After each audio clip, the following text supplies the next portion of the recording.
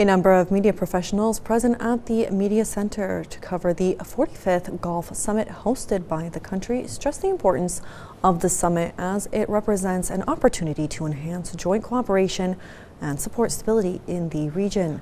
Joining us now on the line is our correspondent Abdulrahman Al-Muhanna, who is currently at the Media Center to give us updates. Abdulrahman, can you tell us what is currently going on in the Media Center where you are, and what are the reactions to the conclusion to the GCC summit? Good evening to you, Badri, and to my colleague Wasmi, and to the viewers of KTV2. And currently I'm at the Media Center, and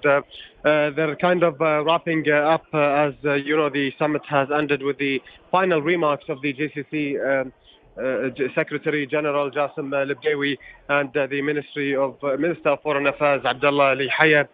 for the final press conference that took place earlier. And of course, I'm not going to lie, you're missing the good foot right here. But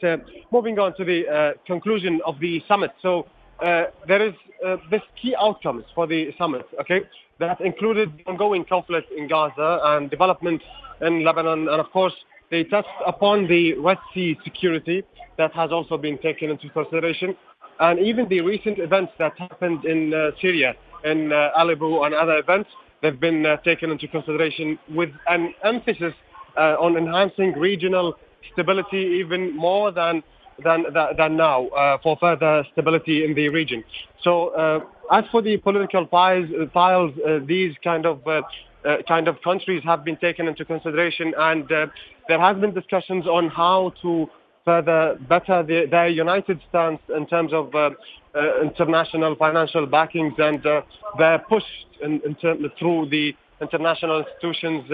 throughout the United Nations and other organizations as well. The GCC as an entity could do much, as they have already done to the Palestinians and Yemeni, and also encouraging peace talks and acting as mediators in Sudan and also in other countries. And while discussing and finishing from the political side, they also concluded and had discussed the economic side, which was also high on their agenda, and they focused on strengthening the cooperation among the member states and also not only internally within the GCC member, but also the GCC Secretary Jassim Libdawi has already touched upon the China the China trade-free agreement with China, and he stressed that it is in their final stages with China to finish the agreement, hoping to complete the free trade agreement in December, if not, maybe in the near future in 2025. That was with the global partners, at least that has been taken into consideration. But for the GCC, they're aiming to have a shared market, as